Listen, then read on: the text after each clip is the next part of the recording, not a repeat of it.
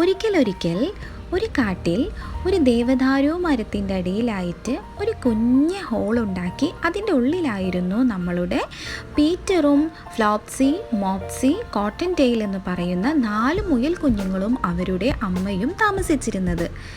എല്ലാവരും നല്ല സന്തോഷത്തോടു കൂടി അവിടെ താമസിക്കുകയായിരുന്നു.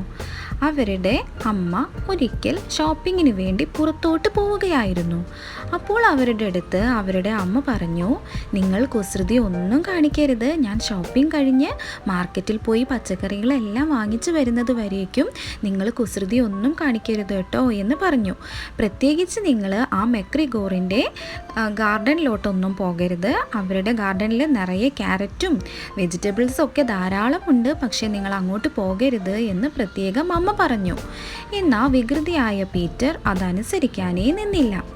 അവൻ അമ്മ പറഞ്ഞത് കേൾക്കാതെ മെക്രിഗോറിൻ്റെ ആ ഒരു തോട്ടത്തിലേക്ക് പോയി.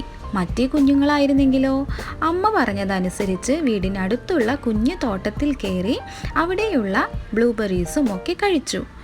ഇവൻ നേരെ ഗേറ്റ് ചാടിക്കടന്ന് നേരെ മെക്രിഗോറിൻ്റെ തോട്ടത്തിലെത്തി. അവിടെ നിന്നും നല്ല മുഴുത്ത ക്യാരറ്റുകൾ പറിച്ച് തിന്നാൻ തുടങ്ങി. നല്ല ടേസ്റ്റിയായ ക്യാരറ്റ് തിന്ന് അവൻ്റെ വയറ് പൊട്ടാനായി. അപ്പോൾ അവിടെയുള്ള ഒരു കിളി അവനോട് പറഞ്ഞു, ഇവിടെ നിൽക്കുന്നത് ആപത്താണ്, നീ വേഗം പൊയ്ക്കോ, മെക്രിഗോർ നിന്നെ കണ്ടാൽ നിന്നെ ശരിയാക്കുമെന്ന് പറഞ്ഞു. എന്നാൽ അവൻ അതൊന്നും കേട്ടില്ല. ക്യാരറ്റ് തിന്നു കഴിഞ്ഞ് ഇനി എന്തൊക്കെയാണ് കഴിക്കാനുള്ളതെന്ന് നോക്കാൻ പോകുമ്പോഴാണ് മെക്രിഗോർ അവനെ കണ്ടത്. മെക്രിഗോർ അവനെ കണ്ടതും മണ്ണ് മാന്തുന്ന ആ വടിയെടുത്തിട്ട് അവൻ്റെ പിന്നാലെ ഓടിപ്പോയി. അവനെ എങ്ങനെയെങ്കിലും കൊല്ലണമെന്നായിരുന്നു മെക്രിഗോറിൻ്റെ ചിന്ത. അവനും ഓടി രക്ഷപ്പെടാൻ നോക്കി.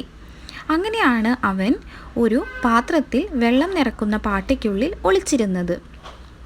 വെള്ളം നിൽക്കുന്ന പാട്ടയ്ക്കുള്ളിൽ ഒരിക്കലും ആ മെക്രിഗോർ വരില്ല എന്ന് കരുതി അവൻ അതിനുള്ളിലായിരുന്നു ഒളിച്ചിരുന്നത്. അപ്പോൾ അദ്ദേഹം അവിടേക്ക് വരികയും എല്ലാ ചട്ടികളും പൊക്കി നോക്കുകയും ചെയ്തു. അപ്പോൾ അവനെ കാണാനേ കഴിഞ്ഞില്ല. ഈ സമയം അവൻ ഒരു ചെറിയ ജനൽക്കുള്ളിലൂടെ പുറത്തേക്ക് ചാടി. എന്നാൽ മെക്രിഗോറിന് ആ ജനൽ വഴി പുറത്തേക്ക് ചാടാൻ കഴിഞ്ഞില്ല. ഇവനാകെ തളർന്നു. പീറ്ററിന് വയ്യാണ്ടായി. എങ്ങനെയെങ്കിലും പുറത്ത് കടക്കണമെന്നായി. അപ്പോൾ അവിടെ വന്ന ഒരു എലിക്കുഞ്ഞിനോട് വഴി ചോദിച്ചു, ഞാൻ എങ്ങനെയാണ് പുറത്ത് കിടക്കുക എന്ന്. എലി പറഞ്ഞു, എനിക്കറിയില്ല, പുറത്തേക്കുള്ള ഗേറ്റ് എവിടെയാണെന്ന് എനിക്കറിയില്ല എന്ന് മറുപടി പറഞ്ഞു. അങ്ങനെ പീറ്റർ ആകെ അവശനായി ഇനി എന്ത് ചെയ്യുമെന്നറിയാതെ മുന്നോട്ട് നടന്നു. അപ്പോഴാണ് മെക്രിഗോർ അവനെ തിരയുന്നതും അതിന് തൊട്ടു പിന്നിലായി ഗാർഡനിൽ നിന്നും പുറത്തേക്ക് കടക്കാനുള്ള ഗേറ്റ് കാണുകയും ചെയ്തത്. ആ സമയത്ത് അവൻ വേഗം തന്നെ മെക്രിഗോറിൻ്റെ മുന്നിലൂടെ കുതിച്ച് ചാടി ഗേറ്റിൻ്റെ അടിയിലൂടെ നുഴഞ്ഞ് അപ്പുറത്തേക്ക് കിടന്നു. അങ്ങനെ അവൻ രക്ഷപ്പെട്ട് വീട്ടിലെത്തി അവൻ്റെ അവശത കണ്ട് അമ്മയ്ക്ക് സഹതാപം തോന്നി.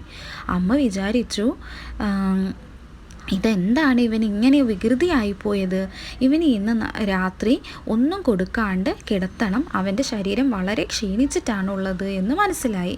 അമ്മ ബാക്കിയുള്ള 3 മുയൽ കുഞ്ഞുങ്ങൾക്കും നല്ല ആഹാരം കൊടുത്തു. അവർക്ക് ബ്രെഡും ജാമും ബ്ലൂബെറീസും ഒക്കെ കൊടുത്തു. എന്നാൽ നമ്മുടെ പാവം പീറ്ററിനോ അന്നത്തെ ദിവസം ഭക്ഷണമേ കിട്ടിയില്ല. അവന് വെറുതെ ഒരു കട്ടൻ കാപ്പി മാത്രം കൊടുത്ത് അവനോട് റെസ്റ്റ് എടുക്കാൻ പറഞ്ഞു. മോനെ, നീ വളരെയധികം ക്ഷീണിതനാണ്, അതുകൊണ്ട് നീ റെസ്റ്റ് എടുക്കൂ എന്ന് മാത്രം പറഞ്ഞ് അവനെ അന്ന് പട്ടിണിയാവുകയും ചെയ്തു. അപ്പോൾ കണ്ടില്ലേ അമ്മ പറഞ്ഞത് അനുസരിക്കാത്തതിന് പീറ്ററിന് കിട്ടിയ ശിക്ഷ. അപ്പോൾ എല്ലാവർക്കും കഥ ഇഷ്ടമായാൽ ലൈക്ക് ചെയ്യുക, ഷെയർ ചെയ്യുക, സബ്സ്ക്രൈബ് ചെയ്യുക. ബൈ.